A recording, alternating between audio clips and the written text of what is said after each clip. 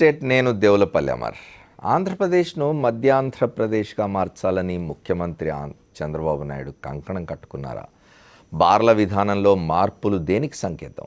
రాష్ట్రంలోని జనమంతా మత్తులో తూగాలన్నది ఆయన ఆశయమా? వద్దు బాబు వద్దు. ఇవాళ చర్చాంశం. ఇందులో పాల్గొనేందుకు మనతో విశ్లేషకులు లక్ష్మీనారాయణ ఉన్నారు. భారతీయ జనతా పార్టీ నాయకులు అద్దేపల్లి శ్రీధర్ జాయిన్ అవుతారు. ఆంధ్రప్రదేశ్ కాంగ్రెస్ ప్రధాన కార్యదర్శి రవిచంద్రారెడ్డి స్టూడియోలో ఉన్నారు. వైఎస్ఆర్సీపీ నాయకులు గౌతమ్ విశాఖపట్నం నుంచి మనతో మాట్లాడతారు. గౌతమ్ రెడ్డి. ఇక ఫోర్త్ ఎస్టేట్లోకి వెళ్లే ముందు ఇప్పటివరకున్న హెడ్లైన్స్ చూద్దాం. బ్యాంకుల ముందు బారులు తీరిన భారతదేశం, ఏటీఎంల దగ్గర బిగ్ క్యూలు.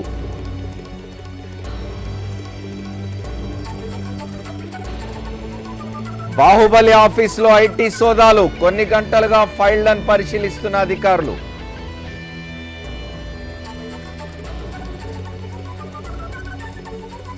టోల్ ట్యాక్స్ రద్దు పొడిగించిన కేంద్రం, నవంబర్ 14 వరకు నో టోల్ ట్యాక్స్.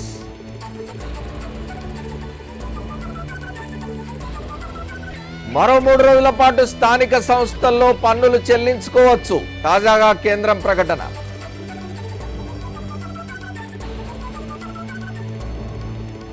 గంగా నదిలో లక్ష్మీదేవి, 1000 నోట్ల కట్టలు నీళ్లలో విసిరిన గుర్తు తెలియని వ్యక్తులు.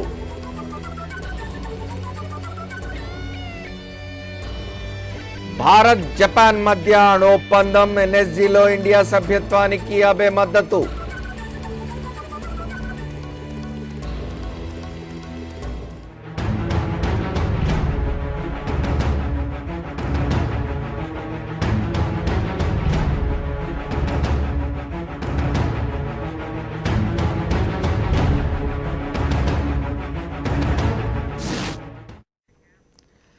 ఆంధ్రప్రదేశ్ను సంపూర్ణ మధ్యాంధ్రప్రదేశ్గా మార్చే దిశగా కసరత్తు చేస్తున్నది చంద్రబాబు సర్కార్. అడిగినోళ్లకు అడగనోళ్లకు అందరికీ మందు అందుబాటులోకి తెచ్చేందుకు సంస్కరణల మీద సంస్కరణలు చేస్తున్నది. మహిళలు, విద్యార్థులు కూడా తాగడానికి వీలుగా వైన్ అండ్ బియర్ పార్లర్ల పేరుతో కొత్త నిర్ణయం తీసుకున్నది. 3 బార్లు 6 బీర్లు. బాబు సర్కార్ కొత్త bar policy. Beer and wine పార్లర్లకు గ్రీన్ సిగ్నల్. న్యూ ఇయర్ నుంచి కొత్త బార్లు. మహిళలు, విద్యార్థులే లక్ష్యం. మార్కెట్లోకి విరివిగా బీర్లు, వైన్, డీజర్లు. బీచ్లు, సిటీల్లో బీర్ పార్లర్లు. మద్యం వ్యాపారాన్ని 3 బార్లు 6 బీర్లు అన్న చందంగా నడపాలని ఆంధ్రప్రదేశ్ ప్రభుత్వం నిర్ణయించింది. ముఖ్యమంత్రి చంద్రబాబు బాధ్యతలు స్వీకరించిన తర్వాత రెట్టింపైన మద్యం అమ్మకాలను మరింత పెంచే దిశగా కసరత్తు జరుగుతోంది. దీనికోసం బార్ల విధానంలో ఊహించని సంస్కరణలు తీసుకొచ్చారు. ఈ సంస్కరణల ఉద్దేశం మద్యం అమ్మకాలను నియంత్రించడం కాదు, మద్యం అమ్మకాలను మరింతగా పెంచే సంస్కరణలు. ఎక్కడైతే మహిళలు, విద్యార్థులు, యువత ఎక్కువగా ఉంటారో అక్కడ మద్యం లభ్యమయ్యేలా వైన్ అండ్ బీరు పార్లర్లు ఏర్పాటు చేయాలని చంద్రబాబు సర్కారు నిర్ణయించింది. దీనిపై 470 జీవో జారీ చేసింది. ఇక ఎక్కడ పడితే అక్కడ ఈ పార్లర్ల పేరుతో మద్యం అమ్మకాలు సాగనున్నాయి. ప్రధానంగా బీచులు, నగరాలు, పర్యాటక ప్రాంతాల్లో బీరు పార్లర్లు అందుబాటులోకి తేనున్నారు. చంద్రబాబు గారి విజన్ ఎంత గొప్పగా ఉందంటే 2050 వరకు, 2020కి ఎంత మద్యం అవసరం, 2050 వరకు ఎంత మద్యం అవసరం, డిమాండ్ మద్యానికి ఎంత ఉంటుంది, దాని సప్లై ఎంత చేయాలి, ఇదంతా కూడా చాలా చక్కటి విజన్ అయితే 2050 వరకు కూడా విజను చాలా పక్కాగా లిక్కర్ విజన్ అయితే చంద్రబాబు నాయుడు గారికి ఉంది. అది ఉంది కనుకనే ఈ 420 ప్రభుత్వం చేసినటువంటి ఈ జీవో ఇవ్వగలిగారు. ఆ రోజు మీరు పాదయాత్రలో మహిళల కన్నీళ్ల గురించి మాట్లాడారే, ఏదో అంటే మీరు రోడ్డు మీదకి వస్తే తప్ప, నడిచే పరిస్థితి ఇస్తే తప్ప ప్రజల కష్టాలు ఆ రోజు మీరు చూడలేకపోయారు. 9 ఏళ్ళు ముఖ్యమంత్రిలో ఉన్నప్పుడు మీరు ఎప్పుడూ కూడా పాదయాత్ర కష్టాలు మీకు ఎప్పుడు తెలియలేదు. ఎప్పుడైతే ప్రజలు పాదయాత్ర చేసేటటువంటి పరిస్థితి కల్పించారో అప్పుడు మీరు మహిళల గురించి మాట్లాడారు, పేదవాళ్ళ గురించి మాట్లాడారు, కష్టాల గురించి మాట్లాడారు, కన్నీళ్ల గురించి మాట్లాడారు. మీరు అధికారంలోకి వచ్చిన తర్వాత ఈరోజు ఇట్లాంటి జీవోలు ఇస్తున్నారంటే పాదయాత్రని కూడా మార్కెట్ చేయగలిగినటువంటి ఘనమైన పొలిటీషియన్ చంద్రబాబు నాయుడు గారని చెప్పక తప్పదు. వింటున్నారా? హలో ముఖ్యమంత్రి గారు, 2.5 కోట్ల మహిళల తరపున నేను మాట్లాడుతున్నాను. ముఖ్యమంత్రి గారు, మీరు ఒక రోబో ముఖ్యమంత్రి కనుకనే ఇట్లాంటి జీవోలు ఇవ్వగలుగుతున్నారు. మద్యం అమ్మకాలు పెంచేందుకు బీచ్ల్లో బీచ్ షేక్స్, పార్లర్లు ఏర్పాటు చేస్తారు. వాటిలో బీరు, వైన్, బ్రీజర్, ఇంకొన్ని తక్కువ ఆల్కహాల్ శాతం కలిగిన మద్యం విచ్చలవిడిగా దొరుకుతుంది. ఇప్పటి వరకు ఏపీలోని పర్యాటక బీచ్ ప్రాంతాల్లో మద్యం అంత సులభంగా దొరికేది కాదు. న్యూ ఇయర్ గిఫ్ట్గా ఇప్పుడు చంద్రబాబు ప్రభుత్వం ఆ వెసులుబాటు కల్పిస్తోంది. ఇక ఏ బీచ్కు వెళ్ళినా బీర్, వైన్ ఈజీగా దొరుకుతుంది. ఆడవాళ్లు, విద్యార్థులు, వృద్ధులు సేద తీరేందుకు బీచ్కు వస్తే వారి దగ్గరలోనే ఇప్పుడు మద్యం అందుబాటులో ఉంటుంది. నగరాల్లో ఇప్పుడున్న బార్లు, వైన్ షాపులకు అదనంగా మళ్లీ పుట్టుకొచ్చి వీధికో వీధి దీపంలా రోడ్డుకో బారు ఓపెన్ కానుంది. ఇప్పటికే విదేశీ మోజులో సీఎం చంద్రబాబు బీచ్ లవ్ ఫెస్టివల్కు సిద్ధపడ్డారు. అది మహిళలంతా వ్యతిరేకిస్తున్న తరుణంలో మళ్లీ ఇప్పుడు ఈ బీచ్ బార్ అండ్ వైన్ పార్లర్లు తేవాలని నిర్ణయించారు. విదేశాలకు ధీటుగా రాష్ట్రాన్ని అభివృద్ధి చేస్తానని పదే పదే చెప్పే సీఎం అభివృద్ధిని వదిలి ముందు విదేశాల్లోని విశృంఖల సంస్కృతిని ఏపీలో అమలు చేసే ప్రయత్నాలు చేయడం జనానికి కోపం తెప్పిస్తోంది. ఎన్ సతీష్, ప్రిన్సిపల్ కరెస్పాండెంట్, విజయవాడ. రాష్ట్ర విభజన అనంతరం ఆంధ్రప్రదేశ్ ఆర్థికంగా ఇబ్బందుల్లో ఉన్నమాట వాస్తవం. ఆర్థిక వనరులు సమకూర్చుకోవడానికి, మరింత పెంచుకోవడం కోసం అక్కడి ప్రభుత్వం ప్రయత్నాలు చేయాల్సిన అవసరం కూడా వాస్తవమే. అయితే ఎట్లా ఆర్థిక వనరుల్ని పెంచుకోవడం ఎట్లా అనే విషయంలోనే తేడాలు వస్తాయి. ప్రభుత్వం ఇవాళ చేస్తున్న పనులు విమర్శకు గురవుతున్నది. ఆంధ్రప్రదేశ్ ప్రభుత్వం తాజాగా 470 జీవోను జారీ చేసింది. ఆ జీవో చాలా స్పష్టంగా మద్యం అమ్మకాలకు సంబంధించి మరింత విస్తృతంగా మద్యం అమ్మకాన్ని ప్రోత్సహించే విధంగా ఉన్న ఈ జీవోకు సంబంధించి మాట్లాడుకుందాం. లక్ష్మీనారాయణ గారు ఉన్నారు, అట్లాగే రవిచంద్రారెడ్డి గారు ఉన్నారు, గౌతమ్ రెడ్డి గారు ఉన్నారు, శ్రీధర్ జాయిన్ అవుతారు మనతో.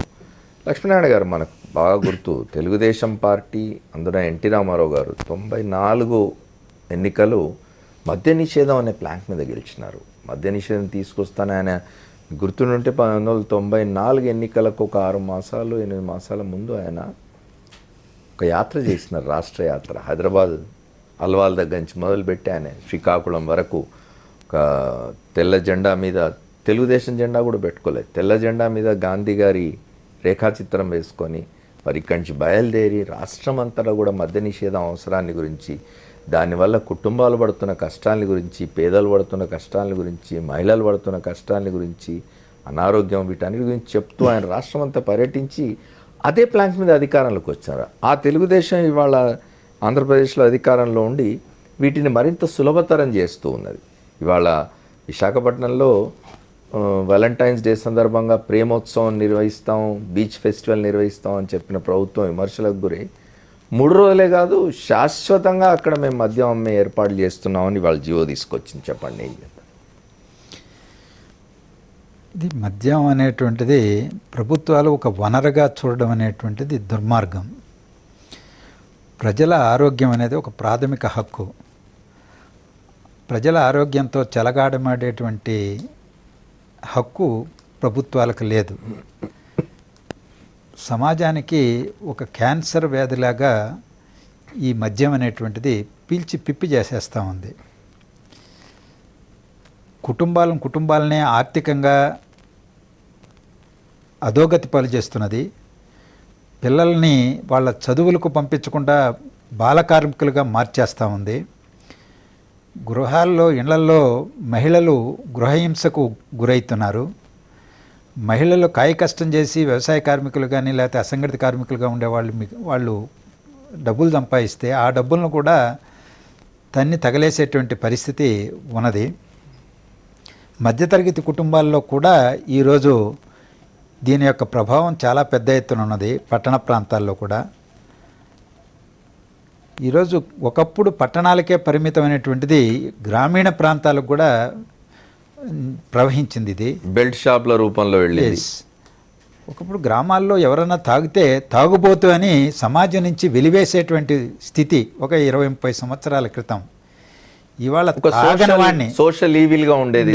ఇవాళ తాగనవాణ్ణి పురుగుగా వీడికి ఏమి చేత కాదు, నాగరికుడు కాదు అనేటువంటి పరిస్థితికి ఈ సమాజం రావడం అనేటువంటిది ఇది అభివృద్ధికి సూచికగా నేనైతే చూడడంలా, సమాజంలో దిగజారుడుతనానికి ప్రతీకగా నేను చూస్తున్నాను. మద్యరహితమైనటువంటి సమాజాన్ని గాంధీ గారు కోరుకున్నారు. గాంధీ గారి పేరు చెప్పుకుంటూ మద్యాన్ని ఇవాళ విచ్చలవిడిగా ఏరులుగా పారించేటువంటి పరిస్థితికి మనం ప్రయాణం చేస్తున్నాం. సుప్రీంకోర్టు చెప్పింది జాతీయ రహదారులకు సమీప ప్రాంతంలో నిషేధించాలని. అవును. సుప్రీంకోర్టు తీర్పును కూడా గౌరవించినటువంటి దౌర్భాగ్య పరిస్థితి దేశంలో కొనసాగుతున్నది. అది ఆంధ్రప్రదేశ్లో, తెలంగాణలో, దేశమంతా కూడా. ఇటీవల కాలంలో కేరళలో కొన్ని చర్యలు తీసుకున్నారు. సరే, బీహార్లో నిషేధమే విధించారు. దాన్ని నిర్వీర్యం చేయడానికి కొన్ని శక్తులు, దుష్ట శక్తులు ప్రయత్నం చేస్తాయి. గతంలో ఇక్కడ మీరు అన్నట్టు రామారావు గారు అమలు చేసినప్పుడు కూడా దాన్ని నిర్వీర్యం, ఆంధ్రప్రదేశ్లో దాన్ని విఫలం చేసేదాకా వదిలిపెట్టలేదు. అలాగే తమిళనాడులో కూడా గతంలో సంపూర్ణ మద్యపాన నిషేధాన్ని చేసినా దాన్ని వైఫల్యం చేసేంతవరకు చేయలే. ఇవాళ గాంధీ పుట్టినటువంటి గుజరాత్లో కూడా నిషేధం ఉన్నప్పటికీ దొడ్డిదారులను అది కొంత. కానీ లక్ష్మణ గారు ఒక తేడా ఉన్నది. గుజరాత్లో ప్రభుత్వం ఈ మద్యం వ్యాపారం మీద ఆధారపడలేదు. ప్రభుత్వం మద్యం వ్యాపారం చేయడం లేదు కదా, చేయడం లేదు. ఎందుకంటే గాంధీ పుట్టిన రాష్ట్రం కాబట్టి దాన్ని మిగిలించారు. సరే, మద్యం వినియోగంలో అవుతున్నది కానీ ప్రభుత్వం చేయడం లేదు, అది నిషేధించింది కదా. నేననేది దేశవ్యాపితంగా ఒక సమగ్రమైనటువంటి విధానంతో మద్య నిషేధానికి ఈ సమాజాన్ని అడుగు ముందుకు వేయాల్సినటువంటి బాధ్యత ఉన్నది.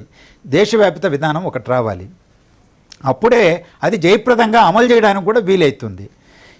రెండవది, పర్యాటకం పేరుతో ఈరోజు విశృంఖలత్వాన్ని, రకరకాల మద్యాన్ని ఏరులై పారించేటువంటి పరిస్థితి కూడా వస్తూ ఉంది.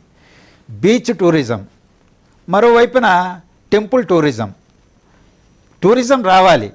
పర్యాటక అనేటువంటిది ఒక ఆర్థిక వనరుగా ప్రపంచ దేశాల్లో ముందుకొచ్చింది. దాన్ని ప్రోత్సహించాల్సింది. కొన్ని దేశాలు అయితే దాని మీద ఆధారపడి ఉన్నాయి. టూరిజం దాన్ని ఆర్థిక వనరుగా, ఉపాధి అవకాశాలు మెరుగు చేసేటువంటిగా, కల్పన చేసేటువంటి రంగంగా దాన్ని ప్రోత్సహించాలి. ఆంధ్రప్రదేశ్లో తిరుమల మొదలుకొని, శ్రీశైలం మొదలుకొని, లేకపోతే సింహాద్రి మొదలుకొని అనేక టెంపుల్స్ ఉన్నాయి. వాటిని అనుసంధానం చేస్తూ, అలాగే సముద్ర తీరం ఉన్నది, ఆ సముద్ర తీరాన్ని అనుసంధానం చేస్తూ పర్యాటక రంగాన్ని విస్తారంగా అభివృద్ధి చేయడంలో ఎవరికి అభ్యంతరం లేదు. ఆర్థికంగా మేలు ఆ రాష్ట్రానికి, ఉపాధి అవకాశాలు వస్తాయి, ఇవన్నీ కూడా. అలాగే పురాతన కట్టడాలు కూడా ఉన్నాయి. మనం అటువైపు అనంతపూర్కి వెళితే ఒక పెద్ద చెట్టు ఉంది, మర్రి చెట్టు చారిత్రాత్మకమైనటువంటిది. అలాగే ఇతర కట్టడాలు ఉన్నాయి. వీటన్నిటిని, గండికోట, వీటన్నిటిని కూడా అనుసంధానం చేస్తూ పురాతన కట్టడాలు కానీ, గుడులు, గోపురాలు కానీ, లేకపోతే సముద్ర తీరం కానీ, అరకు లాంటి వాటిని, వీటన్నిటిని అనుసంధానం చేస్తూ వాటిని అభివృద్ధి చేస్తే చాలా సంతోషిస్తాం.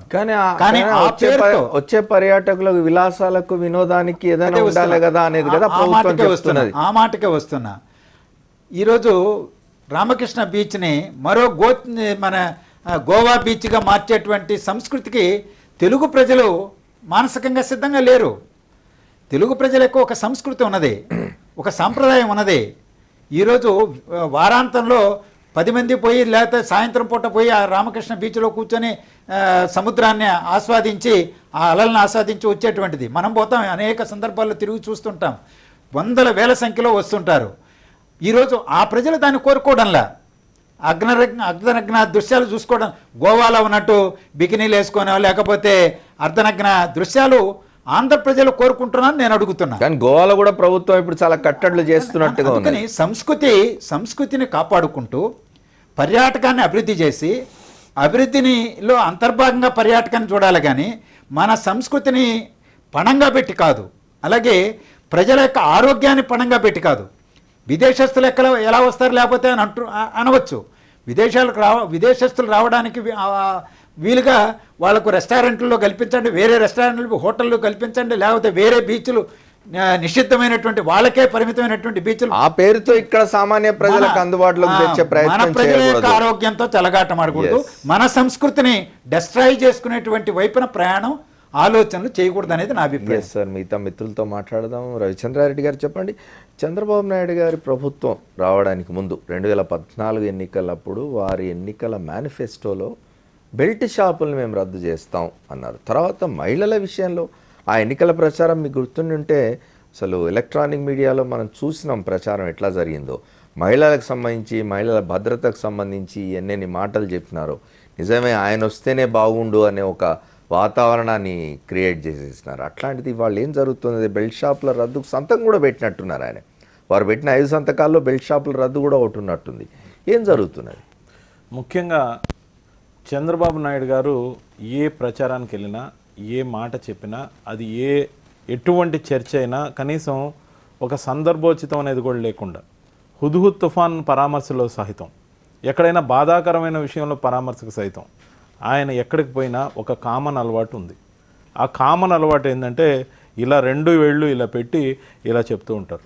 ఇలా చెప్తున్న దానికి పర్యవసానం ఏంటంటే నేను చెప్పేది ఒకటి, చేసేది ఒకటి అనేది ప్రజలు గమనించాల్సిన పరిస్థితి. ఒకవేళ చెప్తున్నది, ఒకవేళ చెప్పేది, రెండోది చేసేది అని మనం అర్థం తీసుకోవాల్సిన అవసరం వస్తుంది.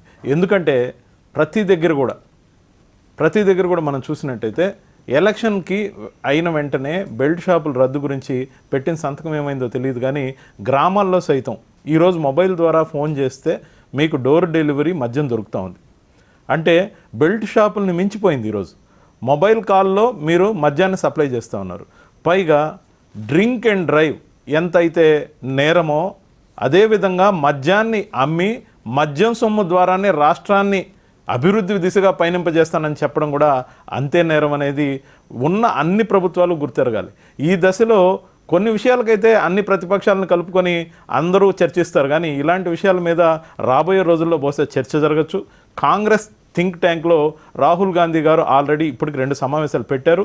బహుశా నెక్స్ట్ మేనిఫెస్టోలో సెంట్రల్ కమిటీ ఏదైతే ఉందో ఏఐసిసి నుంచి నెక్స్ట్ మేనిఫెస్టోలో దేశవ్యాప్తంగా మద్యం మీద ఒక కొత్త పాలసీ తీసుకొని వీలైతే నిషేధం దిశగా ఎంకరేజ్మెంట్ అనేది పూర్తిగా తగ్గించేసి దాన్ని తీసుకురాబోతున్నారు అనేది మాకున్న సమాచారం. ఇప్పటి వరకు భారతదేశంలోనే గాను ఇతర దేశాల్లో కూడా, అమెరికాలో కూడా ఒకప్పుడు మద్య నిషేధం విధించారట. ఎక్కడ మద్య నిషేధం పూర్తిగా అదే చెప్పబోతున్నాను. అది సఫలం కాకపోయినప్పటికీ పొగాకు ఉత్పత్తులను ఏ విధంగా ఎంకరేజ్మెంట్ని తగ్గిస్తున్నారో అదేవిధంగా మద్యం అమ్మకాలను కూడా తగ్గిపోయే విధంగా ఏ విధమైన, అంటే నిషేధం పెట్టి అది అమలు చేయలేని పరిస్థితుల్లో మళ్ళీ తీసేయటమా, లేకపోతే దానివల్ల వచ్చే వికృత పరిణామాల గురించి కూడా స్టడీ చేయమని ఒక టీంను ఆల్రెడీ ఏఐసిసి ఇప్పటికే అపాయింట్మెంట్ చేసింది.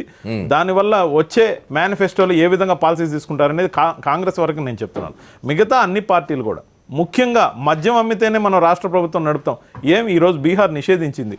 బీహార్ నిషేధించిన తర్వాత బీహార్ ప్రభుత్వం నడవడం లేదా? మొన్నటిదాకా బీహార్ ప్రభుత్వం కానీ నడుస్తోంది కదా. వాళ్ళకి నడుస్తున్నప్పుడు మనకెందుకు నడవదు? చిత్తశుద్ధి ఉంటే పుష్కరాలకు పెట్టే ఖర్చు డబ్బులు కొంత తగ్గించుకున్నా, లేకపోతే వేరే అవినీతులు కొంత తగ్గించుకున్నా కొంతైనా ఎంకరేజ్మెంట్ తగ్గించవచ్చు. దానికి బదులు ఈరోజు మనకు అద్భుతమైన కోస్టల్ క్యారిడార్ ఏదైతే ఉందో ఆ సముద్రాన్ని మొత్తం ఏదో ఒక రకంగా టూరిస్టులని అట్రాక్ట్ చేయడం అనేది పూర్తిగా తప్పు. సరిగ్గా ఎంకరేజ్మెంట్ చేస్తే అది కరెక్టే, కానీ దాన్ని విలాసాలకి, విచ్చలవిడితనానికి పనికొచ్చే విధంగా రూపుదిద్ది మరో గోవాగా వైజాగ్ తయారు చేయాలనుకునేది మరో గోవా అనధికార సమావేశాల్లో వీళ్ళందరూ చర్చిస్తున్నది ఏంటంటే మరో గోవాగా వైజాగ్ని మనం ఎందుకు చేయలేం. ఆ చర్చలు బాగా పుంకాలుగా వైజాగ్ సిటీ అంతా పాకాయి. అప్పుడే బీచ్ ఫెస్టివల్ గురించి అనఫిషియల్గా మాట్లాడుకుంటున్నది ఏంటంటే మరో గోవాగా మారబోతున్న వైజాగ్ సిటీ. అంటే మనకు పోర్ట్ ఉంది, మనకు కావాల్సినంత బీచ్ ఉంది.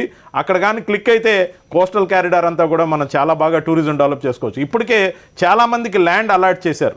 రిసార్ట్స్ కానీ, హోటల్స్ కానీ, వాటన్నిటికి కూడా భూములు ముందే కేటాయించారు. వాళ్ళు కట్టగలిగే సామర్థ్యం ఉందో లేదో తెలియదు, కానీ ల్యాండ్ బ్యాంక్ అయితే మొన్న ఇచ్చేయడం జరిగింది. ఒక్కొక్కళ్ళకి 3-4 స్టార్ హోటల్కి పర్మిషన్, రిసార్ట్స్కి పర్మిషన్స్ మొన్న గ్రాంట్ అయినాయి. ఆ గ్రాంట్ అయిన సంస్థలన్నీ కట్టేదానికన్నా ముందే ఏదైతే వాల్యుబుల్ ల్యాండ్ తీసుకున్నారో ఆ వాల్యుబుల్ ల్యాండ్ బ్యాంకులో పెడితే ఆటోమేటిక్గా వాళ్ళకి డబ్బులు వస్తాయి. ఆ కట్టిన వాళ్ళకి ఎవరికి ఎంత భాగాలు ఉన్నాయో మనకు తెలియదు, కానీ ఆల్రెడీ అలాట్ చేశారు. మీరు గమనించాల్సింది సంస్కృతిని, సాంప్రదాయాన్ని పణంగా పెట్టడంతో పాటు ఇప్పటికే యువతరంలో ఉన్న మగపిల్లలు మాత్రమే మందుకు అలవాటైతే ఇప్పుడు కొత్తగా ఆడపిల్లలను కూడా బ్రీజర్ల పేర్లతో, తర్వాత వేరే విధంగా వైన్ పేరుతో ఎంకరేజ్ చేసే పరిణామం ఏదైతే రాబోతుందో దాన్ని ముఖ్యంగా మనం అడ్డుకోవాల్సిన అవసరం ఉంది. రైట్. రవిచంద్రారెడ్డి గారు, కొత్త విషయం చెప్పినారు మీరు. కాంగ్రెస్ పార్టీ దేశవ్యాప్తంగా మద్య నిషేధం తెచ్చే ఆలోచన చేస్తున్నది, రాహుల్ గాంధీ అట్లాంటి ఆలోచనతో ఉన్నాడనే మాట చెప్తున్నారు ఆయన. దాని గురించి కూడా మాట్లాడుకుందాం. గౌతమ్ రెడ్డి గారు అట్లాగే శ్రీధర్ కూడా జాయిన్ అయ్యారు మాతో, వారికి కూడా స్వాగతం. ఒక షార్ట్ బ్రేక్ తీసుకొని వద్దాం.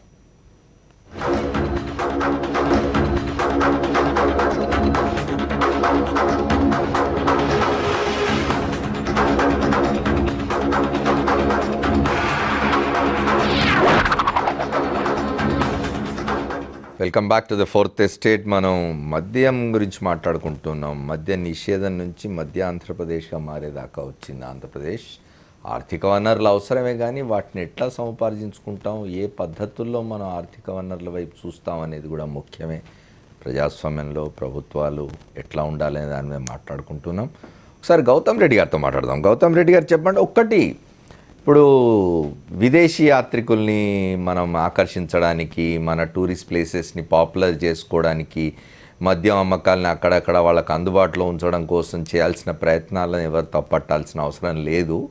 కానీ ఒకటి, తెలుగుదేశం పార్టీ అధికారంలోకి వచ్చేప్పుడు ఎన్నికల మేనిఫెస్టోలో చాలా స్పష్టంగా చెప్పింది, బెల్ట్ షాపుల్ని రద్దు చేస్తామని. నిజానికి అది చాలా రిడిక్యులస్ స్టేట్మెంట్. అది రద్దు చేయడం ఏంటి? బెల్ట్ షాపులు ఏం ప్రభుత్వాలు పెట్టవు, అవి అనధికారికంగా ఉంటాయి, అక్రమంగా ఉంటాయి. వాటిని రద్దు చేయడం కాదు, వాటిని ధ్వంసం చేస్తాం, చర్యలు తీసుకుంటాం, అరెస్టులు చేస్తాం అనాలి. కానీ సరే, ప్రభుత్వాలు రద్దు చేస్తామనే కాదు, సంతకం కూడా పెట్టారు బెల్ట్ షాపుల రద్దు అనే దాని మీద ముఖ్యమంత్రి గారు. ఇవాళ ఏం జరుగుతున్నది ఆంధ్రప్రదేశ్లో? ఓ మనిషికి పిచ్చి కనుక పట్టినట్లయితే రోకలు తీసి తలకు చుట్టుకోమంటారట. చంద్రబాబు నాయుడు గారు ప్రగల్భాలు పలకటానికి మాత్రమే సిద్ధహస్తులు. ఆ సిద్ధహస్తుల్లో కూడా నాకు తెలియదంటూ ఏమీ లేదని చెప్పేటువంటి ఆయన ఆ రోజే మొట్టమొదటి రోజు సంతకం పెట్టిన రోజునే సాక్షి టీవీలో కూడా నేను చెప్పడం కూడా జరిగింది. బెల్ట్ షాప్ అనేది అనాథరైజ్డ్ షాపు, చట్టంలో పొందుపరచబడినటువంటిది, దాన్ని పెట్టడానికి వీల్లేదు, పెట్టినట్లయితే శిక్షార్హులు అనేది ఉంది. లాగిపెట్టి చెంప మీద ఒక దెబ్బ కొడితే 324 అవుద్ది, ఐపీసీలో శిక్ష పడుతుంది. కానీ కొట్టినోడికి శిక్ష వేస్తామని మళ్ళీ ఇంకేం చట్టం చేస్తాడు? ఆల్రెడీ చట్టంలో ఉంది కదా, ఎక్సైజ్ యాక్ట్లో ఉంది కదా, బెల్ట్ షాప్ పెట్టకూడదు అనేది ఉంది కదా. అయినా కానీ ఇవాళ 8,000 బెల్ట్ షాపులు యథేచ్ఛగా నడుస్తూ ఉన్నాయి. విజయవాడ నగరంలో నాకు తెలిసినంత వరకు కూడా 400 నుంచి 500 షాపులు నడుస్తూ ఉన్నాయి, యథేచ్ఛగా నడుపుతూ ఉన్నారు. చెప్తే ఆశ్చర్యం. అవేర్నెస్ ఉండేటువంటి మా బోటి వాళ్ళం ఉద్యమాలు చేస్తే ఆ ఉద్యమాలను అడ్డు పెట్టుకుని ఈ రోజున ఎవరైతే టీడీపీ ఎమ్మెల్యేలుగా గెలిచినటువంటి వాళ్ళు ఉన్నారో వాళ్ళ దగ్గర మామూలు వసూలు చేస్తున్నారు. భారతదేశం స్వతంత్రం వచ్చిన కాడి నుంచి సత్యనారాయణపురం అనేటువంటి ప్రాంతంలో బారు కానీ వైన్ షాప్ కానీ లేకుండా చేసినటువంటి ఘనత మా బోటి వాళ్ళకు ఉంటే, ఇవాళ అదే ప్రాంతంలో బారుని తెరిపించి నెలకి 5 లక్షల రూపాయలు ఎమ్మెల్యే డైరెక్ట్గా తీసుకుంటున్నాడంటేనే అర్థం లేదు అనేటువంటి కనపడతా ఉంది. ఇది ఒక్కచోట కాదండి, నగరం మొత్తంగా ఉండేటువంటి ప్రాంతాలన్నింటిలో కూడా ఎమ్మెల్యేలు డైరెక్ట్గా వసూలు చేస్తూ ఉన్నారు, డబ్బులు చేస్తూ ఉన్నారు. ఇది ఒకటి. ఇవాళ ఈ సంస్కృతి ఏదైతే ఉన్నదో భారతదేశం కానీ ఆంధ్రప్రదేశ్లో కానీ ప్రజల యొక్క సంస్కృతి ఏదైతే ఉందో దాన్ని మంట గలపటానికి వెస్ట్రన్ కల్చర్ అనేటువంటిది చొప్పించడానికి చేసేటువంటి దానిలో భాగం. వెస్ట్రన్ కల్చర్ని మనం ఎందుకు ఆహ్వానించాలి? విదేశీస్తుడు వస్తాడు, వాడు బారులో ఆ బీచ్కి వెళ్ళి బీచ్లో మందు తాగడు కదా. 5 స్టార్ హోటల్లో నువ్వు బుక్ చేస్తూ ఉన్నావు, కోట్లాది రూపాయలు తీసుకొచ్చి వెచ్చిస్తున్నావు. ప్రజాధనాన్ని, ముఖ్యంగా ఈ రాష్ట్రానికి సంబంధించినటువంటి ధనాన్ని అంతా కూడా వెచ్చిస్తున్నావు. అటువంటి అక్కడే పార్టీలు ఇస్తావు, కానీ బీచ్ల్లో పార్టీలు ఇవ్వాల్సినటువంటి అవసరం లేదే. మనం చూస్తున్నామే, తెనాలి పట్టణంలో మందు తాగినటువంటి మందు బాబులు బయటకు వచ్చినటువంటి పద్ధతిలో మహిళని చేపట్టుకునేటువంటి పద్ధతిలో ఆవిడ యాక్సిడెంట్లో చనిపోయిందే, పెద్ద ఎత్తున ఉద్యమం వచ్చిందే. మందు తాగినటువంటి సందర్భాల్లోనే భారతదేశంలో కానీ ఆంధ్రప్రదేశ్లో కానీ అనేక చావులు మనం చూసామే. వీటన్నిటినీ కూడా గుర్తు లేకుండా ఆయన మాట్లాడేటువంటి తీరు సరైనటువంటి కాదనను. అందుకే చెప్తున్నాం, ఇవాళ ఈ ఆంధ్రప్రదేశ్ని మధ్యాంధ్రప్రదేశ్గా మాత్రమే చూస్తూ ఉన్నాడు, తయారు చేస్తూ ఉన్నాడు చంద్రబాబు నాయుడు గారు. ఆర్థిక వనరుల్ని పెంపొందించుకుంటానికి గాను కావాల్సినటువంటి పద్ధతిలో ఈ రాష్ట్రంలో ఉండేటువంటి ఎలైటెడ్ పబ్లిక్ని, రాజకీయ పార్టీల్ని కూర్చోబెట్టినట్లయితే, మాట్లాడినట్లయితే ఒక మార్గం వస్తుంది, ఆ మార్గం ద్వారా చేసుకోవచ్చు. కానీ అలా కాకుండా ప్రజలందరినీ కూడా మత్తులో మభ్యపెట్టి చేయాలనేటువంటిది, ఆయన చేసినటువంటి వాగ్దానాలను ఎవరు అడగకూడదనేటువంటి పద్ధతిలో ఇవాళ బడ్డీ కొట్లులాగా బార్ షాపుల్ని తెరుస్తామని చెప్పేటువంటి పద్ధతి చూస్తూ ఉంటేనే ఇది ఏటుపోతూ ఉంది. ఈ భారతదేశాన్ని, ఆంధ్రప్రదేశ్ని ఎటు తీసుకెళ్తా ఉన్నారు అనేటువంటి అర్థమవుతుంది. ముఖ్యంగా చంద్రబాబు నాయుడు గారు తప్పు చేస్తూ ఉన్నారు. తప్పు చేసేటువంటి దానిలో క్రమంలోనే ఆయన హయాంలోనే అంతకు ముందు కూడా కృష్ణా జిల్లాలో చూసుకున్నట్లయితే 19 మంది ఒకేసారి చనిపోవడం జరిగింది మైలవరంలో. ఆయన వచ్చిన తర్వాత విజయవాడ నగరంలో ఒక కాంగ్రెస్ పార్టీకి సంబంధించినటువంటి ప్రధాన నాయకుడి యొక్క బార్ షాప్లో తాగి 5-6 చనిపోవడం అనేటువంటి జరిగింది. ఇంత ఒకేసారి చనిపోతూ ఉన్నా కానీ కూడా ఆయన చూస్తానే కూర్చున్నాడే కానీ దానికి కావాల్సినటువంటి చర్యలు ఏం తీసుకుంటున్నారు?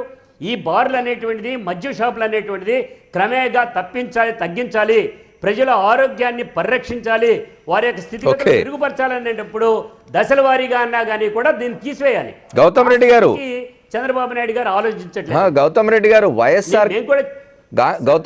వైఎస్ఆర్ కాంగ్రెస్ పార్టీ దాని అధ్యక్షులు జగన్మోహన్ రెడ్డి మద్య నిషేధం గురించి చెప్తున్నారు. ఎక్కడ పోయినా కూడా అది రావాల్సిందే, మహిళలకు ఇబ్బంది అవుతున్నది, ఆరోగ్యాలు పాడవుతున్నాయి, ఆర్థికంగా కుటుంబాలు కూలిపోతున్నాయి అనే విషయం ఆయన చెప్తూ ఉన్నారు. ఇప్పుడు కాంగ్రెస్ పార్టీ కూడా ఆలోచనతో ఉంది జాతీయ స్థాయిలో విధానం తీసుకొస్తామని. కానీ గతంలో ఇవి ఎక్కడా కూడా సక్సెస్ కాలే కదా మద్య నిషేధం అనేది. సార్, మద్య నిషేధం అనేటువంటిది సక్సెస్ కాకపోవటం అనేటువంటిది అది అసమర్థపు పద్ధతిలో అధికారులు, రాజకీయ పార్టీలకు, ప్రభుత్వాలకి అండదండలు ఇవ్వకపోవటం వలన జరుగుతూ ఉంది. నేను ఒకటి చెప్తాను, మద్య నిషేధం ఎన్టీ రామారావు గారు చేసినటువంటి సందర్భంలో డబ్బులు ఉన్నటువంటి వాడు, బాగా తీసుకునేటువంటి వాళ్ళు తాగటానికి పనికొచ్చారు. కూలీ నాలి చేసుకునేటువంటి ప్రజానీకం దాని జోలికి వెళ్ళేటువంటి పరిస్థితి లేదు. కానీ అధికారులు ప్రోత్సహించి బట్టీలు పెట్టి నడిపించారు అనేటువంటిది ఉన్నది. బట్టీలు పెట్టేటువంటి చోటని ఆపినట్లయితే ఆటోమేటిక్గా పల్లెటూరులో ఆగుతుంది. జగన్మోహన్ రెడ్డి గారు ఎన్నికలప్పుడు కూడా చెప్పారు, ప్రతి గ్రామానికి కూడా 5 ఆడ పోలీసులను ఏర్పాటు చేస్తాను, కర్రలు ఇచ్చి ఆ పోలీస్కి ఇచ్చి చేస్తానని చెప్పారు. అంటే ఆ పద్ధతిలో కనుక తీసుకొచ్చినట్లయితే గ్రామాల్లో ఏ రకంగానూ కూడా మందు కాసేటువంటిది, తయారు చేసేటువంటి బట్టీలు లేకుండా చేసినట్లయితే బాగా తాగేవాడి కోసం స్టార్ హోటల్స్లో పెట్టండి, రైట్, వాడు తాగితే తాగనేయండి. కానీ సామాన్య పేద మధ్యతరగతి ప్రజానీకం దాని జోలికి వెళ్లకుండా ఉన్నట్లయితే, ఆర్థికంగా జేబు పరిపుష్టిగా ఉంటే, ఆలోచనలు మంచిగా వస్తే ముందుకెళ్తాడు. తద్వారా వ్యక్తిగతమైనటువంటి ఆయన బాగుంటే కనుక ఆటోమేటిక్గా రాష్ట్రం కూడా బాగుండేటువంటి పరిస్థితి వస్తుందనే అభిప్రాయం. గౌతమ్ రెడ్డి గారు, నేను మళ్ళీ వస్తాను మీ దగ్గరికి. ఒకసారి శ్రీధర్తో మాట్లాడదాం. మనం అద్దెపల్లి శ్రీధర్ జాయిన్ అయ్యారు మనతో, భారతీయ జనతా పార్టీ నాయకులు. శ్రీధర్, గవర్నమెంట్ ఒక జీవో, ఒకటి 470 జీవో తెచ్చింది ఎక్సైజ్ చట్టానికి సవరణలు చేస్తూ. అందులో 100 స్క్వేర్ మీటర్ చదరపు మీటర్ల స్థలం ఉంటే కూడా బియర్ పార్లర్లు పెట్టొచ్చు, కియోస్కులు పెట్టొచ్చు, తర్వాత ఫుడ్ స్టాల్స్లో కూడా బియర్ కానీ ఇతర వైన్ ప్రోడక్ట్స్ కానీ లిక్కర్ కానీ అమ్మే ఏర్పాటు చేసుకోవచ్చు అని ఒక నిర్ణయం తీసుకున్నది ప్రభుత్వం. అధికారంలోకి వచ్చిన పూట చెప్పింది ఉన్న బెల్ట్ షాపులనే రద్దు చేస్తామని. కానీ ఇప్పుడు అది మరింత విస్తృతం. ఇప్పుడు మామూలుగా మద్యం అనేది నిషేధించాల్సిందే, కానీ అది ప్రాక్టికల్గా సాధ్యం కానప్పుడు ప్రాహిబిటివ్గా ఉండాలి. ధర అనేది మామూలు ప్రజలకు అందుబాటులో ఉండకూడదు, చాలా ఎక్కువ ధర పెట్టాలి, నిర్ణీత సమయాల్లో అమ్మాలి. దాన్ని వీలైనంత తక్కువ ఏం చేస్తుంది ఆంధ్రప్రదేశ్ ప్రభుత్వం? టూరిజాన్ని ఇంప్రూవ్ చేసే పేరుతో చేస్తున్న పని ఇది. అంటే వైజాగ్ ఏదైతే బీచ్ ఫెస్టివల్ అన్నారో అది ఏంటంటే వైజాగ్ ఎక్కువ శాతం, ఏదైతే వైజాగ్ సిటీలోనే ఎక్కువ శాతం బీచ్ అంతా ఫ్యామిలీ మెంబర్స్ ఎక్కువ వెళ్ళేది, అందరూ మిక్స్డ్ క్రౌడ్, అందరూ ఫ్యామిలీ చిన్నపిల్లలు అందరూ వెళ్ళేది. మోస్ట్ ఆఫ్ ఇట్ సిటీలో ఉంది, సిటీ లిమిట్స్లో ఉన్నది. అండ్ దానికి తోడు ఒక very important temple, Kalimata temple, Ramakrishna Math and mission temple ఎంతో కాలం నుంచి, ఒక 30-40 years పైనుంచే కూడా దానికి ఒక శాంక్టిటీ ఉన్నది. సో ఆ విధంగా ఉన్న మళ్ళీ ఆ బీచ్ ఎదురుగుండా మనకి ఏదైతే ట్యాంక్ బండ్ మీద పెద్దవాళ్ళు స్టాచ్యూలు పెట్టిన విధంగా త్యాగరాజు గారు అలా పెద్దవాళ్ళందరూ స్టాచ్యూలు కూడా పెట్టడం జరిగింది. సో ఈ పాకెట్స్కి ఒక శాంక్టిటీ ఉన్నప్పుడు ఏదైనా అలాంటివి చేసినప్పుడు they compare with Goa culture is entirely different. అంటే ఇప్పుడు అక్కడ బీజేపీ ప్రభుత్వం లేదా అని కూడా కొంతమంది కమెంట్ చేయడం కూడా విన్నాను. సార్ బీజేపీ ప్రభుత్వం అన్నది బట్ బేసిక్గా వాళ్ళ కల్చర్ కానీ కొంత వాళ్ళ లాంగ్ ట్రెడిషన్ కానీ. బట్ మనకున్న సమాచారం ఈ మధ్య వస్తున్న వార్తలు చూస్తే బీజేపీలో భారతీయ జనతా పార్టీ ప్రభుత్వం దాన్ని కంట్రోల్ చేసే ప్రయత్నం చేస్తుంది, చాలా ఆంక్షలు విధిస్తూ ఉన్నది. 100% కంట్రోల్ చేస్తున్నారు. ఏదైతే కెసినోస్ ఉన్నాయో 1,500 రూపీస్ ఎంట్రీ పెట్టారు, అందులో 1,200 rupees is the government tax. Exactly. 200-300 ఉన్నది 1,200 రూపీస్ దాకా ఎంట్రీ ట్యాక్స్ పెట్టారు. అంటే సామాన్యులు వెళ్ళలేని స్థితి దాకా తీసుకుని వచ్చారు. అందులో అంటే నిరుత్సాహపరచాలి, అంటే డిస్కరేజ్ చేయడానికి, గ్యాంబ్లింగ్కి ఇటుకి వెళ్తే డబ్బులు పోగొట్టుకుంటారని. శ్రీలంకలో కూడా కెసినోస్ ఉన్నాయి. శ్రీలంకలో కూడా casinos it's only for foreigners. లోకల్స్ని ఎంట్రీ దగ్గరే they identify the locals and they don't allow them inside. ఏదో లోకల్స్లో కూడా శ్రీలంకలో కూడా డబ్బులున్న శ్రీలంకన్స్ని అలౌ చేస్తారు తప్ప సామాన్యులను అలౌ కూడా చేయట్లేదు కెసినోస్. ఎందుకు అంటే పాడైపోతారు, ఈ గ్యాంబ్లింగ్ ఇదంతా అలవాటు పడితే దాంతోపాటు ఎలా లెక్కర్ అదంతా ఉంటుంది.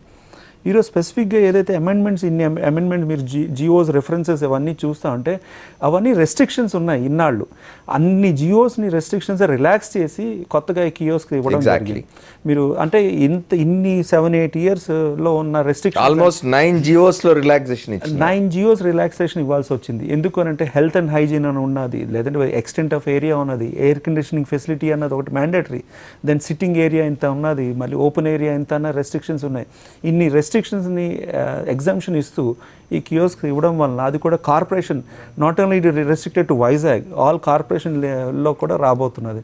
అంటే ఇంక్లూడింగ్ రాజమండ్రి కూడా, Rajahmundry is a corporation, Guntur is a corporation, Vijayawada is a corporation, Vizag is a Nellore, ఇలా పెద్ద సిటీస్ అన్నింటిలో కూడా వస్తుంది. అంటే ఏదైతే విలేజెస్లో ఉన్న బెల్ట్ విధానం ఇప్పుడు టౌన్స్లోకి అంటే వేరే కార్పొరేషన్ లిమిట్స్లో కూడా రావడం జరుగుతుంది.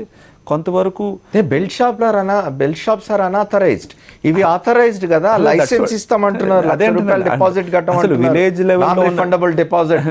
అది విలేజ్ లెవెల్లో ఉన్న బెల్ట్ షాప్నే డిస్కరేజ్ చేసి లేకపోతే బ్యాన్ చేయాల్సిన స్థితి దగ్గర నుంచి మనం కార్పొరేషన్ లిమిట్స్లో ఇంచుమించుగా ఆ విధానం తేడా ఎంతవరకు కరెక్ట్. దెన్ వైజాగ్ వరకు ఎక్కువ శాతం మీరు చూస్తే ఇన్సైడ్ సిటీలో ఉన్న బీచ్ అంతా కూడా ఫ్యామిలీ మెంబర్స్ ఎక్కువ శాతం ఉంటారు. ఆ మిగిలిన బీచ్ ఏదైతే ప్రామినెంట్ ఏరియా బీచ్ అవన్నీ ఎడ్యుకేషన్ ఇన్స్టిట్యూషన్స్ ఎక్కువ శాతం ఉన్నాయి. సో ఏదైనా ఇలాంటి already there were some restrictions that education institutions, తర్వాత రిలీజియస్ ప్లేసెస్ కి ఎంత డిస్టెన్స్ లో ఉండాలి, వైన్ షాప్స్ కానీ బార్స్ కానీ. నిన్న రాత్రి నేను క్లోజ్గా వాచ్ చేశాను, అనంతపూర్ విజయవాడ ఆ బెల్ట్లో నేను రావడం జరిగింది. నేషనల్ హైవేస్కి అబౌటింగ్ వైన్ షాప్స్ ఉండకూడదు. There are maximum wine shops between Hyderabad and Vijayawada and Rajahmundry and Visakhapatnam. Not only wine shops, they are permit rooms are there and where they can sit and drink. అది identify చేసి అసలు permission ఇవ్వకూడదు. అలాంటిది identify చేసి action తీసుకుని ఉంటే నిన్న రాత్రి నేను చూడడం ఒక 10-20 షాప్స్ నాకు కనపడినాయి. అంటే సిట్టింగ్ ఏరియా అంతా ఉన్నది, యాక్సిడెంట్స్ పెరుగుతున్నాయి. అంతే. అది మెయిన్ మన ఎక్సైజ్ అండ్ ప్రొహిబిషన్ యాక్ట్ ప్రకారంగాను R&B యాక్ట్ ప్రకారంగా wine shop should not be abutting to highways. ఏంటంటే వెళ్ళే వాళ్ళందరూ ఆగి తాగి మళ్ళీ బళ్ళు నడుపుతారు. And long length of highways మీద రియల్గా మనం ఏమీ చెక్ చేయలేం కాబట్టి యాక్సిడెంట్స్ ఎక్కువ అయ్యేది ఉన్నది. మన ప్రొహిబిషన్ అండ్ ఎక్సైజ్ ఆ డిపార్ట్మెంట్ పేరే ప్రొహిబిషన్ అని ఉన్నది.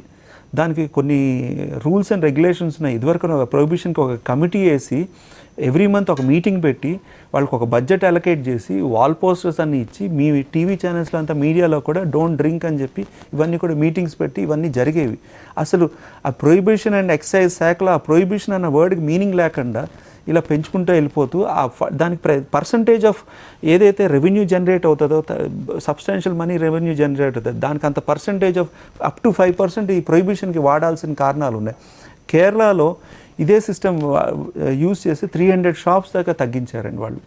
మణిపూర్, నాగాలాండ్లో కూడా తగ్గించారు షాప్స్. అంటే compare to last 3-4 years. If you go to north east some states there is no liquor sale. ప్రభుత్వాలు అంటే గుజరాత్ లాగానే, ఇప్పుడు గుజరాత్లో government will not do the business, అట్లాగే మణిపూర్ లాంటి స్టేట్స్లో కూడా government will not do the business. somebody else may bring the liquor and వాడు there is a ban అండి. there is a ban. Local brands ఏవో లోకల్గా తయారు చేసుకున్నవి తప్ప మిగతావన్నీ బ్యానే ఉన్నది మణిపూర్, నాగాలాండ్, మిజోరాం దగ్గర. అంటే కంప్లీట్ బ్యాన్ ఉన్నది. తర్వాత మళ్ళీ వెసులుబాటు ఇచ్చి కొంతవరకు లోకల్గా బ్రూ చేసుకునే వరకు వెసులుబాటు ఇచ్చారు. అంటే మనం అంతా ఇవన్నీ చూస్తుంటే ఇక్కడ 2 విషయాలు శ్రీధర్. ఒకటి, మీరు కేంద్రం నుంచి నిధులు సరిగ్గా ఇవ్వక వారు నిధుల కోసం వెతుకులాటలో ఇట్లాంటి పనులు చేస్తున్నారేమో.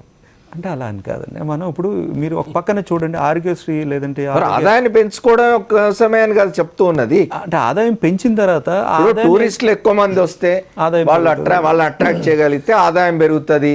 లోటు బడ్జెట్ తో మాకు ఈ రాష్ట్రం ఇచ్చారు కాబట్టి మేము ఇవన్నీ చేస్తున్నాం అని చెప్తున్నారు. ఆదాయం పెరిగినా కూడా ఆదాయం ఏంటి ఈ హెల్త్కే వాడాలి కదండి. ఇప్పుడు టూరిస్ట్ వచ్చే శాతం ఎంత శాతం ఉంటుంది, టూరిస్ట్కి వేరే విధంగా చేయాలి పాలసీస్, అంతేగాని లోకల్గా ఉన్న ఏరియాస్లో అన్నింటిలో ఈ పార్లర్లు ఇవన్నీ స్టార్ట్ చేసి encourage young boys and young girls to drink అంటే ఎంతవరకు టూరిజం బెనిఫిట్ పొందుతుంది, ఎంతవరకు లోకల్స్ తాగడం మొదలు పెడతారు. దానివల్ల మళ్ళీ హెల్త్ ఇదైతే మళ్ళీ government is sanctioning and government is subscribing health measures ఇవన్నీ హాస్పిటల్ అని ట్యాక్స్ ఫ్రీ చేసి లేదంటే వితౌట్ బిల్ ఇవన్నీ చేస్తుంటే అంటే బర్డెన్ టు ద గవర్నమెంట్. ఈ పక్కనేమో తాగండి అని మళ్ళీ తాగిన వాళ్ళందరికీ రిపేర్ చేయాలా లేకపోతే హెల్త్ ఇవంతా కూడా గవర్నమెంట్ బాధ్యత కదండి. ఇనేవే ఎక్కువ శాతం చిన్నవాళ్ళు తాగుతారు కాబట్టి వాళ్ళకి హెల్త్ పాడయ్యే ఛాన్సెస్ ఎక్కువ ఉంటాయి.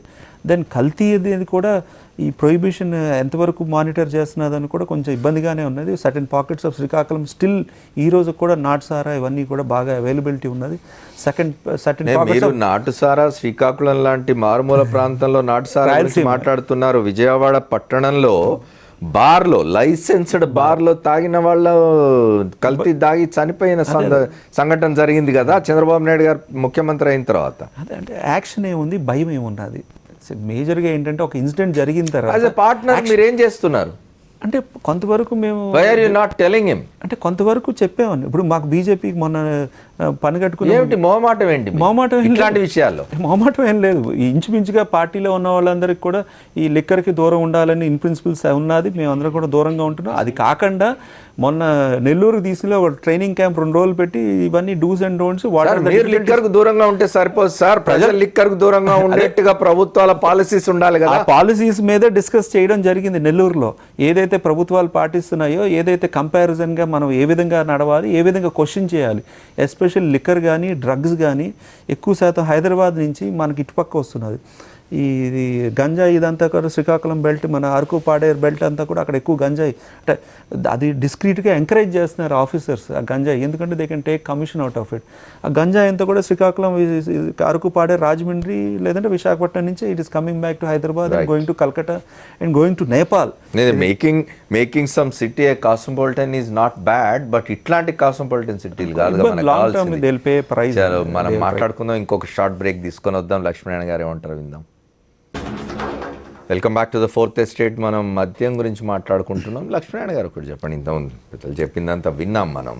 ఇప్పుడు గత అనుభవాలు ఉన్నాయి. ఇప్పుడు హర్యానా లాంటి రాష్ట్రంలో మద్య నిషేధం వచ్చింది గతంలో, ఆంధ్రప్రదేశ్లో మద్య నిషేధం వచ్చింది, అది విఫలమై మళ్ళీ తెరవాల్సి వచ్చింది. కల్తీ మద్యం రావడం లేదా బయట నుంచి స్మగుల్ కావడము, మాఫియాలు తయారు కావడం ఇట్లాంటివన్నీ కూడా చూసినా. అమెరికాలో కూడా ఒకప్పుడు మద్య నిషేధం పాలించలే. అయితే మద్యాన్ని వీలైనంత రెస్ట్రిక్ట్ చేయాల్సిన చోట ఇవాళ ఆదాయ వనరుగా చూడ్డం అన్ని రాష్ట్రాలు చూస్తున్నాయి. ఇప్పుడు వారు మాట అన్నారు హైదరాబాద్ డ్రగ్స్ అని. హైదరాబాద్ ఇప్పటికే ఒక కాస్మోపాలిటన్ దీనికి వెళ్ళిపోయింది. ఇప్పుడు దాన్ని మీరు కొత్తగా మార్చగలిగింది లేదు ఇట్లాంటి విషయాల్లో, ఇట్లాంటి వ్యవహారాల్లో. ఎందుకు ఆంధ్రప్రదేశ్లో కొత్తగా వీటిని మళ్ళీ ఇట్లాంటి ఒక కల్చర్ని ఎస్టాబ్లిష్ చేసే ప్రయత్నం ప్రభుత్వాలే ఎందుకు చేయాలి? హైదరాబాదులోనూ ప్రభుత్వాల రాజకీయ సంకల్పం ఉంటే కంట్రోల్ చేయడానికి అవకాశం ఉంది. కొత్త ప్రాంతాలు మీరు చెప్పినట్టు అమరావతికో లేకపోతే వైజాగ్కో విస్తరించాల్సినటువంటి అవసరం అక్కడ మరింత సులభం కదా అరికట్టడం.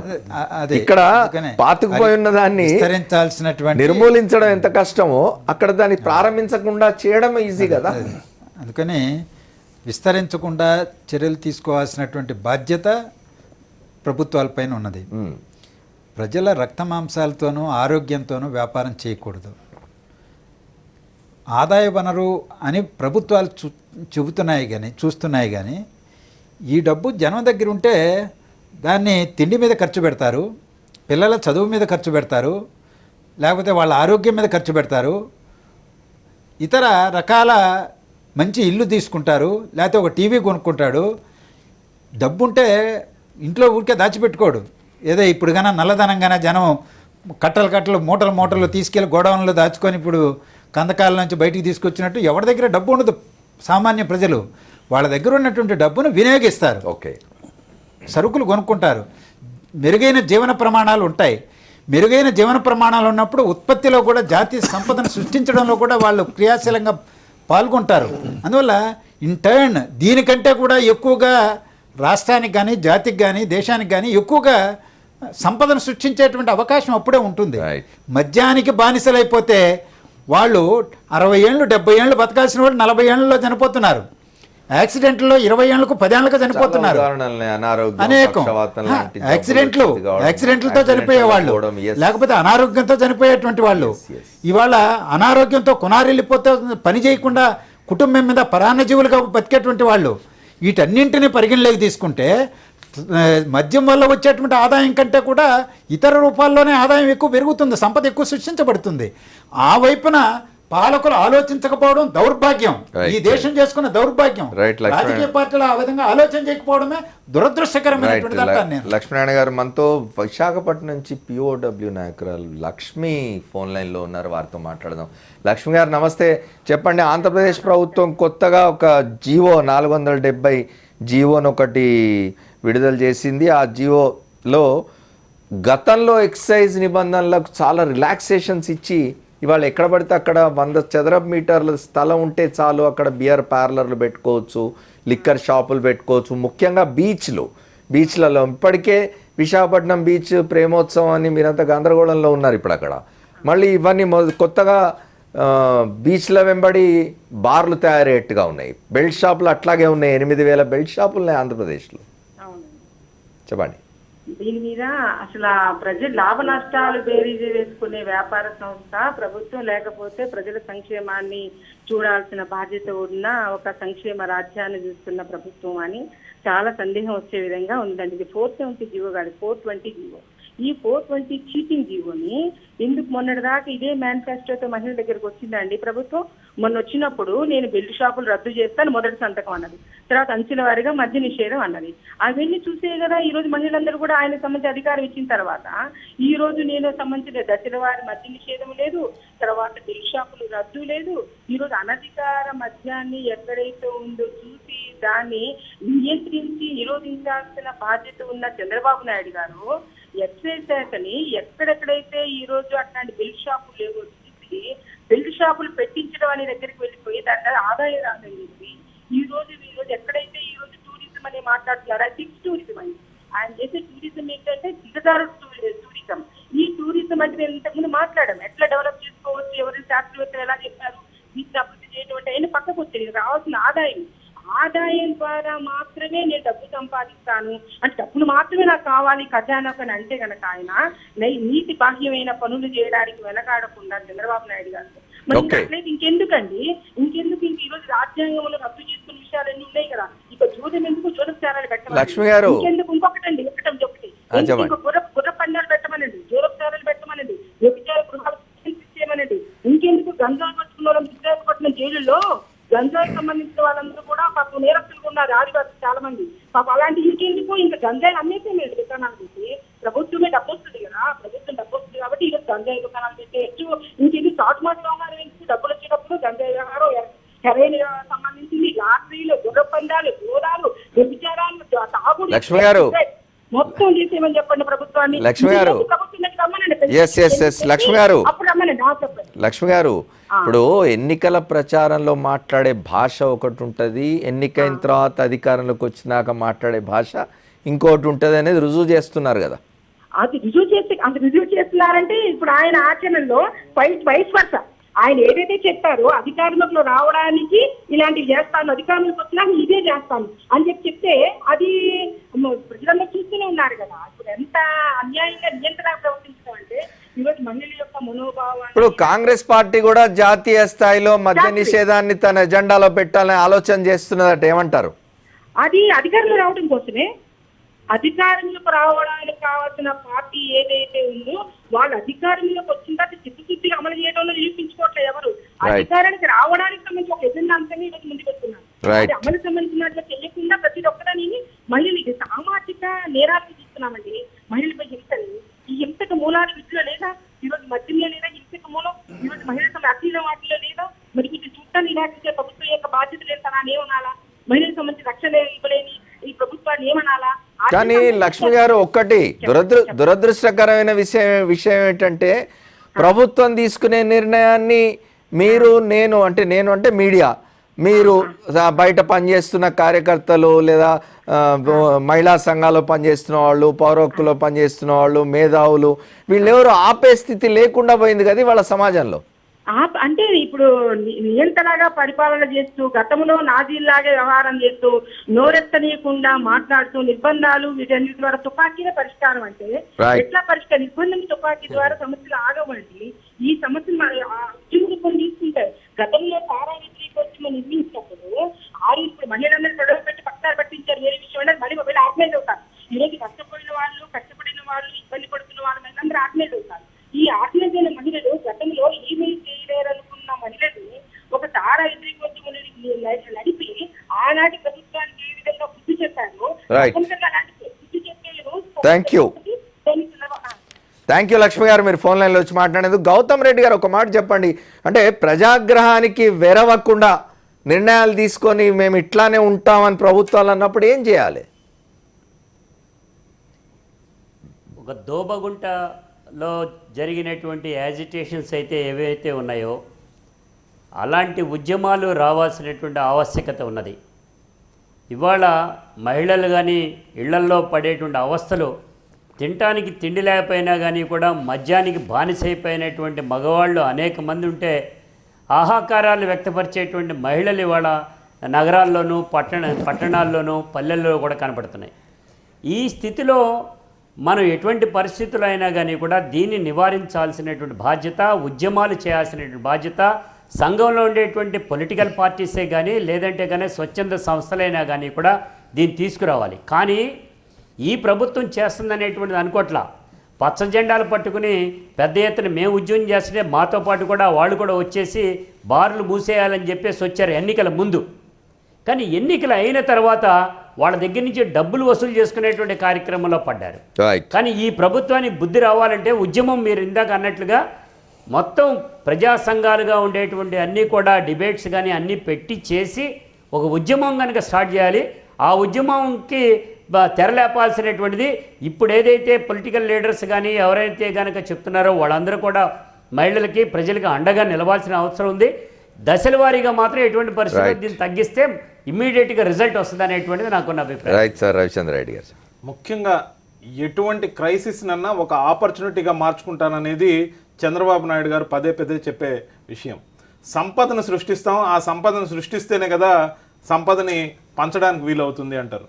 సంపదను సృష్టించడానికంటే ట్యాక్సుల రూపంలో వచ్చే చిన్న ఆదాయాలు చూపిస్తూ యువతను నిర్వీర్యం ఏదైతే చేయాలనుకుంటున్నారో దీంట్లో పెద్ద కుట్రకోణమే ఉంది. ఎందుకంటే యువతకి చెప్పిన ఇంటికో ఉద్యోగం ఇవ్వలేదు, యువతకి నిరుద్యోగ భృతి ఏదైతే ఇస్తా ఉన్నారో ఇవ్వలేకపోయారు. ఇప్పటికే 30 మాసాలకు 60,000 ఒక్కొక్క పట్టభద్రుడికి. రవిచంద్ర రెడ్డి గారు, మీరు అధికారంలో ఉన్న రాష్ట్రాల్లో కూడా మద్య అమ్మకాలు విచ్చలవిడిగా సాగుతుంటాయి.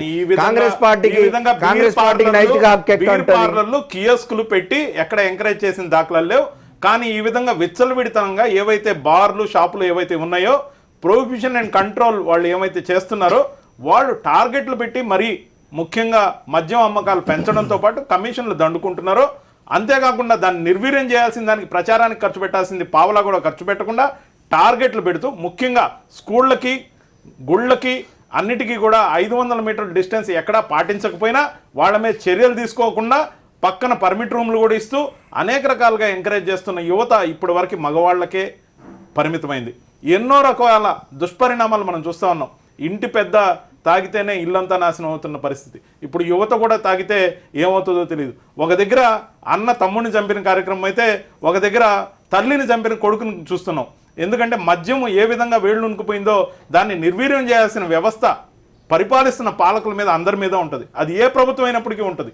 కానీ ఈ విధంగా విచ్చలవిడితనంగా చెప్పేదొకటి చేసేదొకటి, దానికి సామెతగానే ఇందాక చెప్పాను, 2 వేళ్ళు చూపిస్తూ ఆయన ఏదైతే ఊపుతారో ఖచ్చితంగా ఆయన చెప్పేదొకటి చేసేదొకటి ఉంటుంది అనేది మేము మళ్ళీ చెప్పాలనిపిస్తాం. రైట్, లక్ష్మణ గారు ఒక మాట చెప్పండి. ఇప్పుడు అంటే ఆంధ్రప్రదేశ్ అంటే లోటు బడ్జెట్తో ఉంది, రాష్ట్రాన్ని విడదీసి రాజధాని లేకుండా ఇచ్చినారు కాబట్టి ఆర్థిక ఇబ్బందుల్లో ఉంది అని మాట్లాడవచ్చు. కానీ ఆర్థిక ఇబ్బందులు లేని రాష్ట్రాల్లో కూడా మద్యాన్ని విపరీతంగా ఎంకరేజ్ చేసి ఆదాయాన్ని పెంచుకునే ప్రయత్నాలు అనేక రాష్ట్రాల్లో ప్రభుత్వాలు చేస్తున్నాయి. ఏమిటి దీనికి మార్గం? డబ్బు ముఖ్యం. నేను ఇంతకుముందు అన్నట్టు వెరపు లేదు, ప్రజాగ్రహానికి భయపడేది లేదు, మేము చేయాలనుకున్నది చేస్తాం అంతే, అధికారంలో ఉన్నాం అనే ధోరణిని ఎట్లా చూస్తారు? డబ్బు ఇవాళ చంద్రబాబు నాయుడు గారు ప్రభుత్వం చేస్తున్నది అదే. డబ్బు ముఖ్యమా, విలువలతో కూడినటువంటి ఆరోగ్యకరమైనటువంటి సమాజ నిర్మాణం ముఖ్యమా? దీంట్లో ఏది ముఖ్యమన్నప్పుడు డబ్బు కాదు, విలువలతో కూడినటువంటి ఒక ఉన్నతమైనటువంటి సమాజ నిర్మాణం అనేది ముఖ్యం. ఇక రెండవది, కేంద్ర ప్రభుత్వం డబ్బులు ఇవ్వలేదు కాబట్టి మా ఆదాయ వనరు మేము ఏదో ఎంచుకోవాలి కదా అని. కేంద్ర ప్రభుత్వం ఇవ్వకపోతే కేంద్ర ప్రభుత్వంతో దెబ్బలాడండి. విభజన చట్టం ఒకటి ఉన్నది, మిత్రులుగా ఉన్నారు వాళ్ళు, ఎట్లా కొట్లాడతారు? ప్రత్యేక తరగతి హోదా అనేటువంటిది చట్టసభలో ఇవ్వబడింది.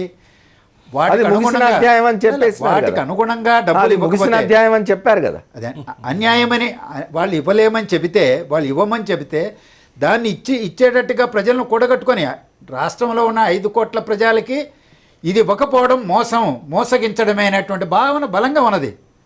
ఇప్పుడు ప్రజలను కూడగట్టుకోండి, ప్రజలను వెంట తీసుకెళ్ళండి, రాజకీయ పార్టీలను వెంట తీసుకెళ్ళండి, కేంద్ర ప్రభుత్వం మీద ఒత్తిడి తీసుకురండి, విభజన చట్టం ప్రకారం రావాల్సినటువంటి ఆర్థిక వనరులను సేకరించుకోండి, రాష్ట్రాన్ని అభివృద్ధి చేయండి. అంతేగాని వాళ్ళు ఇవ్వలేదు కాబట్టి నా దారి నేను చూసుకుంటానంటే, ఇటువంటివన్నీ కూడా ప్రోత్సహించి డబ్బులు పోగేసుకుంటానంటే ఈ ఈ ఒక దొలతనం బయటకు వస్తుంది అన్నమాట. దాన్ని మనం సమర్థించేటువంటి ప్రసక్తి ఉండదు. ఒక్క మాట మాత్రం చెప్పాలి, పరిపాలిస్తున్న ప్రభుత్వం తెలుగుదేశం ప్రభుత్వం ఒక్కటే కాదు, ఇది ఎన్డీఏ ప్రభుత్వం. ఈ ఎన్డీఏ ప్రభుత్వంలో చంద్రబాబు నాయుడు గారు ఏం తప్పు చేసినా దానికి సమానమైన బాధ్యత వహించాల్సింది బీజేపీ కూడా. కానీ బీజేపీ నిర్వీర్యం చేయడంలో ఎక్కడ ఏ చర్యలు తీసుకోవాలి, ఎందుకు అనే మనం అడగాల్సిన పరిస్థితి. అంటే ఇప్పుడు కాంగ్రెస్ పార్టీ జాతీయ స్థాయిలో నిషేధం గురించి ఆలోచిస్తున్నట్టుగా ఉంది. భారతీయ జనతా పార్టీ భాగస్వామిగా ఉంది కదా రాష్ట్రంలో. అక్కడ మరి ఇట్లాంటివన్నీ జరుగుతుంటే మీరు ఏం చేయబోతున్నారు? Very quick brief. కాంగ్రెస్ పవర్లో లేదు కాబట్టి ఇవన్నీ ఆలోచిస్తుంది. ఇందాక వారు కూడా సంధి గారు కూడా అన్నారు, పవర్ రావడానికి కోసం లక్ష్మి గారు అన్నారన్నమాట, పవర్ రావడానికి కోసం కాంగ్రెస్ ఇది అంటున్నది. సో కాంగ్రెస్ సంగతి వదిలిపెట్టేయండి, వాళ్ళు ఎప్పుడు కూడా ఇంకా ప్రభుత్వంలో వచ్చే స్థితి లేదు. ఇండిపెండెంట్ గా మీరు ఆ విధమైన ఆరోపణలు చేస్తే మేము మధ్యలో ఇంటర్వ్యూ అవుతాం. ఎందుకంటే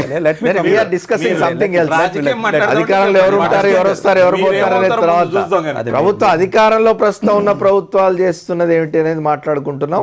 దానికి బీజేపీ ఏం చేస్తుంది? ఇప్పుడు BJP 100% directive principles of state policy 47 ప్రకారంగా ప్రొహిబిషన్ విధానం ఫాలో అవ్వాలని ఉన్నది. మహాత్మా గాంధీ గారి రూల్స్ రెగ్యులేషన్స్ ఏవైతే ఆయన ఇంపార్టెంట్లో స్వచ్ఛ భారత్తో పాటు ప్రొహిబిషన్ కానీ ఈ ఎక్సైజ్ మీద రెవెన్యూ జనరేషన్ కానీ తగ్గించాలన్నది ఉన్నది. అదేవిధంగా మార్పులు తీసుకుని వస్తాం. అంటే స్టేట్స్లో ఇన్వాల్వ్ అవ్వడానికి మిత్రపక్షం అయినా కూడా కొంత స్టేట్ సెంటర్ రిలేషన్స్ దెబ్బతింటాయి కాబట్టి 2.5 సంవత్సరాలు ఎందుకంటే వచ్చే సంవత్సరం చూడండి ఖచ్చితంగా ఎక్సైజ్లో కూడా మేము జీవో రద్దు చేయించగలరా అంటే కొంత రద్దు చేయించగలరా అనుకునే విధంగా కాదు. స్టేట్కి జ్యూరిస్డిక్షన్ దాంట్లో అంత ఈజీగా ఇంటర్ఫియర్ ప్రొటెస్ట్ చేయగలం. 100% బీజేపీ ప్రొటెస్ట్ చేస్తారు. విశాఖపట్నంలో దాన్ని కూడా క్యాన్సిల్ చేయించమని చెప్పండి. Thank you very much sir. ప్రేమోత్సవాన్ని కూడా క్యాన్సిల్ చేయించమంటున్నారు గౌతమ్ రెడ్డి గారు. థ్యాంక్ యూ లక్ష్మీనారాయణ గారు, రవిచంద్రారెడ్డి గారు, శ్రీధర్ గారు, అట్లాగే గౌతమ్ రెడ్డి గారికి. ఫోన్ లైన్లో వచ్చి మనతో మాట్లాడిన లక్ష్మి గారికి కూడా ప్రత్యేకంగా కృతజ్ఞతలు. ఏదేమైనా ఆంధ్రప్రదేశ్ ప్రభుత్వం చేసిన ఈ నిర్ణయం, ఇది ఎక్సైజ్ విధానాన్ని సడలించి మరింత విస్తృతంగా ఎక్కడ పడితే అక్కడ మద్యపానం జరిగే విధంగా తన పాలసీని రూపొందించుకోవడం అనేది ప్రజల పట్ల దుర్మార్గంగా వ్యవహరించడం అవుతుంది. ప్రభుత్వం తప్పనిసరిగా దీని మీద పునరాలోచన చేయాలి. మేము నిర్ణయం తీసుకుంటామంతే, ఎవరేం మాట్లాడినా మేము ఖాతరు చేయమనే ధోరణి సరైంది కాదు. ఇది వాళ్ళ 4th ఎస్టేట్. మళ్ళీ సోమవారం నాటి 4th ఎస్టేట్లో కలుద్దాం. Stay tune to Sakshi. This is Amar signing off.